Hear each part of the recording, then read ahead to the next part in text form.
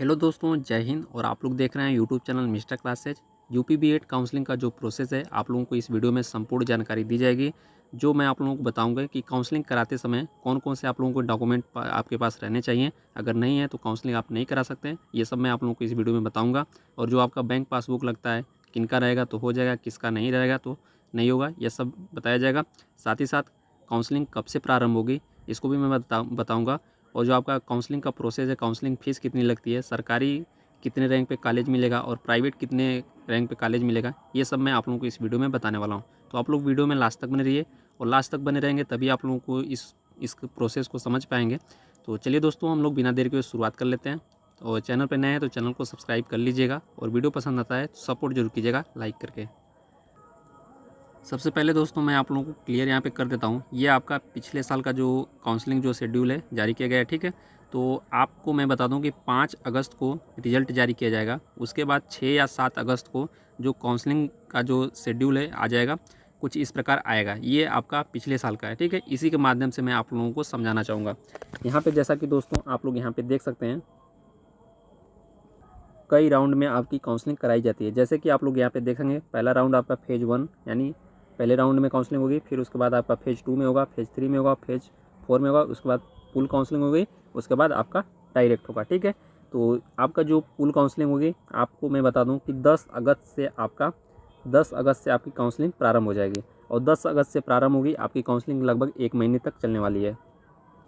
अब कितने से कितने रैंक तक काउंसलिंग फर्स्ट फेज़ में कराएंगे, कितने से कितने सेकंड फेज़ में कराएंगे, कितने से कितने थर्ड फेज़ में कराएंगे, ठीक है। तो जैसा कि आप लोग यहाँ पे देख सकते हैं कि यहाँ पे स्टेट जो आपका फर्स्ट रैंक से लेकर आपका जो 75,000 तक रैंक तक होता है, उन लोगों को जो है फर्स्ट फेज़ में काउंसलिंग कराना होता है। उसके बाद आप देख सकते हैं 75,000 से ऊपर और 2 लाख के बीच में इनको सेकेंड फेज़ में, फिर उससे ऊपर थर्ड फेज़ में, उसके बाद फोर्थ फेज़ में। इस प्रकार आपकी जो है काउंसलिंग प्रक्रिया चलती है।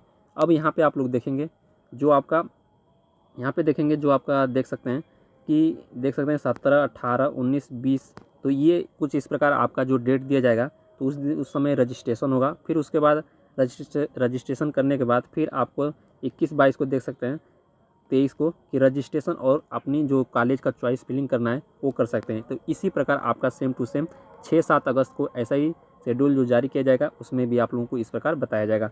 उसके बाद चॉइस फिलिंग कर लेंगे, फिर एक दिन मौका दिया जाएगा आपको चॉइस फिलिंग करने के लिए। फिर उसके बाद आपका जो है जो अलॉटमेंट होगा, जो भी कॉलेज अलॉटमेंट होगा। अब जो आपका कॉलेज अलॉटमेंट हो जाएगा, उसके बाद आपको जो भी कॉलेज मिलेगा, उसको जो सीट जो आपको कन्फर्म करना पड़ेगा कि सीट कन्फर्म करना पड़ेगा। कैसे करेंगे, तो आपको फ़ीस पेमेंट करके आपको उसको जो है कन्फर्म करना पड़ेगा, ठीक है। तो आपका सीट कन्फर्मेशन जो है हो जाएगा। उसके बाद आपको अपने कॉलेज पे जाके, जो भी कॉलेज आपको मिला है वहाँ पे जाके आपको काउंसलिंग करानी होगी, ठीक है। एडमिशन लेना होगा। और उस समय कौन से आपके डॉक्यूमेंट लगते हैं वो मैं आप लोगों को अगली वीडियो में बताऊँगा। तो चलिए और हम लोग देख लेते हैं। तो इसी प्रकार आपका सेकेंड फेज़ में, थर्ड फेज़ में, फोर्थ फेज़ में इसी प्रकार आपका चलता रहेगा। तो इस समय मैं आप लोगों को बता दूं कि जब आप रजिस्ट्रेशन करेंगे उस समय कौन कौन से आपके पास डॉक्यूमेंट रहने चाहिए। तो मैं आप लोगों को यहाँ पे बता देता हूँ कि आपका जो है बैंक अकाउंट रहना चाहिए। बैंक अकाउंट में आपको मैं बता दूँ कि आपके फादर का या मदर का रहेगा तब भी चलेगा। अगर आपका नहीं है, मतलब आपका है तो ठीक है, नहीं तो आप अपने मम्मी पापा का रहेगा तो किसी का भी लगा सकते हैं, ठीक है। अब उसमें आप अपना account number, IFSC code, bank name और जो भी ब्रांच है उसमें फिल करने के लिए भी मैं दिखाऊंगा किस तरह फिल करना पड़ेगा, ठीक है। फिर उसके बाद यहाँ पे आप लोग देखेंगे, जो आपको बैंक पासबुक का जो फर्स्ट पेज होता है, जहाँ पे बैंक डिटेल्स दी गई रहती है, आपका नाम, पिता का नाम और बैंक, ये सब मैं आपको जहाँ पे दिया रहता है, फ़ोटो आपका रहता है, उसकी जो फ़ोटो अपलोड करना पड़ता है JPG और JPG फॉर्म में, ठीक है।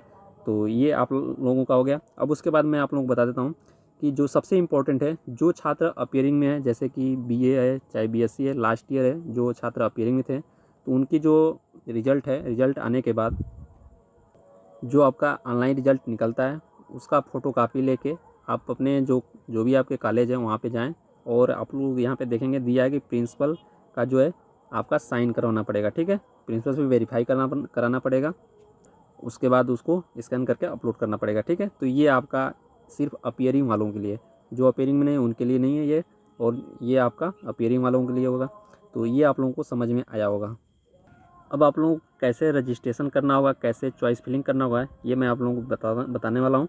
और कितनी फ़ीस लगेगी मैं आप लोगों को आगे बताऊँगा। तो यहाँ पे आप लोग देखेंगे और कितनी रैंक तक प्राइवेट वालों जो जिनकी भी रैंक है, तो कितनी रैंक रहेगी तो प्राइवेट कॉलेज मिलेगा, और कितनी रैंक रहेगी तो जो आपका गवर्नमेंट कॉलेज मिलेगा।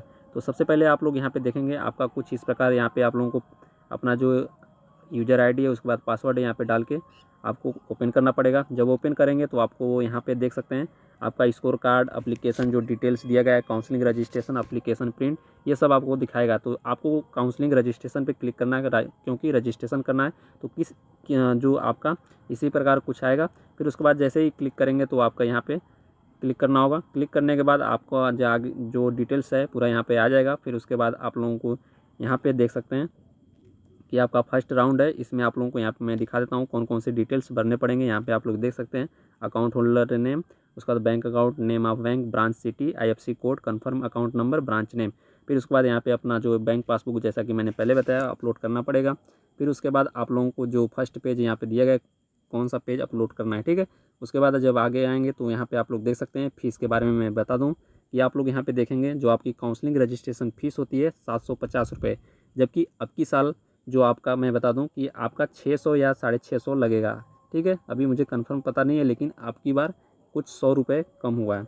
पिछले साल आपका 750 रुपये था, जबकि यहाँ पे आप लोग जानते भी हैं कि फॉर्म भरते समय पिछले साल आपका 1500 रुपये लगा था, लेकिन OBC जनरल वालों की अब की बार 1000 रुपये, और SC ST का पहले 700-750 होता था, लेकिन अब की बार 500 रुपये लगा था। तो इसमें भी काउंसलिंग जो आपकी कराई जाती है उसकी भी फीस आपकी कुछ 100 रुपये आशा जहाँ तक उम्मीद है कि कम होगी। उसके बाद जो आपका यहाँ पे सबसे इम्पोर्टेंट है आपका जो एडवांस फीस है कॉलेज फीस, ये 5000 रुपये देख सकते हैं आप लोग कि जिस भी कॉलेज का जैसे मान लीजिए 5000 रुपये है फीस, जैसे मान लीजिए कोई भी कॉलेज है उसकी फ़ीस 5000 रुपये है, तो आपकी 5000 रुपये कम्प्लीट हो जाएगा। लेकिन जो आपका कॉलेज अलॉट हुआ है जैसे उसकी फ़ीस 10,000 रुपये है, गवर्नमेंट कॉलेज है उसका फ़ीस 10,000 रुपये है, तो 5000 रुपये तो ये हो गया, और 5000 रुपये आपका जो दोबारा जमा करना पड़ेगा, ठीक है। जैसे मान लीजिए प्राइवेट कॉलेज है, प्राइवेट कॉलेज में 51,250 रुपये फ़ीस है, लेकिन आपका उसमें भी पहले 5,000 जमा होगा, फिर उसके बाद 51,250 में से इतना माइनस करके आपका जमा किया जाएगा, ठीक है।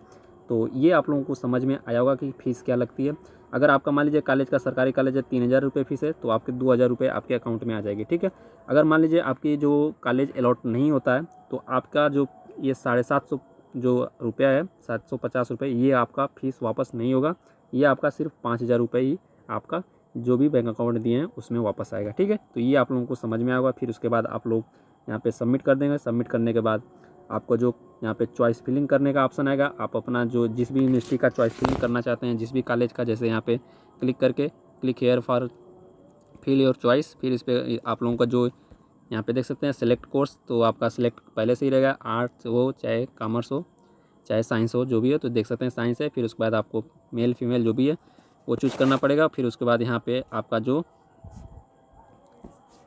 संस्कृत से हैं, जैसे कि यहाँ पे देख सकते हैं क्या आप अपने स्नातक जो है पाठ्यक्रम में संस्कृत विषय का अध्ययन मुख्य विषय के रूप में किया है, तो किए हैं तो यस, नहीं किए हैं तो नो। फिर उसके बाद आपको जो है यहाँ पे जो चॉइस फिलिंग देख सकते हैं, ये सारी यूनिवर्सिटियाँ, इस यूनिवर्सिटी को आप जिस भी यूनिवर्सिटी को चूज़ करेंगे, जैसे यहाँ पे देख सकते हैं DDU गोरखपुर यूनिवर्सिटी को चूज़ करेंगे, जितने भी इनके कॉलेज रहेंगे यहाँ पे कॉलेजों के जो है डिटेल्स आ जाएंगे। जैसा कि मैं आप लोगों को यहाँ पे दिखा देता हूँ, कुछ इस प्रकार आप देख सकते हैं, ये वीर बहादुर सिंह पूर्वांचल यूनिवर्सिटी कॉलेज हैं, ये सब इस प्रकार आ जाएंगे। अब इसमें से जो भी आप पहले नंबर पे चूज़ करना चाहते हैं उस पर चूज़ करके आप चूज़ कर सकते हैं। अब कितना होगा आप कॉलेज चूज़ कर सकते हैं, इसमें कोई भी रोक नहीं है, ठीक है। तो ये आप लोगों को समझ में आया होगा। तो आप लोगों ने यहाँ पे देखा जो काउंसलिंग फ़ीस देखा, कॉलेज सीट अलॉटमेंट तक डॉक्यूमेंट कौन कौन से तैयार रखने हैं आपको, और काउंसलिंग आपका कब से शुरू होगा ये भी मैंने आप लोगों को बताया 10 अगस्त से। अब आप लोगों को जो है सरकारी और प्राइवेट कॉलेज कितने रैंक पे मिलेगा इसको भी हम लोग देख लेते हैं।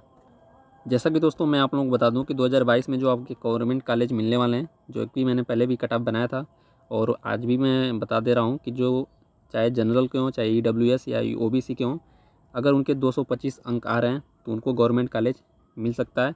अगर 250 आएंगे तो कन्फर्म मिल जाएगा। उसी प्रकार SC ST में अगर 200 आते हैं तो मिल जाएगा, मिल सकता है, और 220 आते हैं तो उनको कन्फर्म ही गवर्नमेंट कॉलेज मिल जाएगा, ठीक है। अब प्राइवेट कॉलेजों की बात की जाए, प्राइवेट कॉलेज कितने रैंक पे मिल सकता है, तो अगर जितना भी मान लीजिए कि कितने नंबर पे मिलेगा, तो अगर 70 क्वेश्चन उनके सही हैं, ठीक है, तो उनको अपने डिस्ट्रिक्ट में कॉलेज मिल जाएगा। अगर 70 से कम है, मान लीजिए 50 ही सही है, 200 क्वेश्चन में से 50 ही सही है, तो उनको अपने डिस्ट्रिक्ट में ना मिल पाए, दूसरे डिस्ट्रिक्ट में लेकिन मिल जाएगा। ठीक है, तो 70 क्वेश्चन तक अपने डिस्ट्रिक्ट में क्वेश्चन जो प्राइवेट कॉलेज है पा सकते हैं। तो आशा करता हूँ आप लोगों को जितने भी डिटेल्स मैंने आप लोगों को बताया सभी आप लोगों को समझ में आया होगा। और कोई भी डाउट रह जाता है तो आप नीचे कमेंट बॉक्स में कमेंट करके पूछ सकते हैं, उसका जवाब दिया जाएगा। अगर नहीं समझ में आता है तो आपको वीडियो के माध्यम से समझाया जाएगा। ठीक है, तो आशा करता हूँ आप लोग लाइक और सब्सक्राइब करेंगे। तो मिलेंगे अगले वीडियो में। ओके दोस्तों, जय हिंद।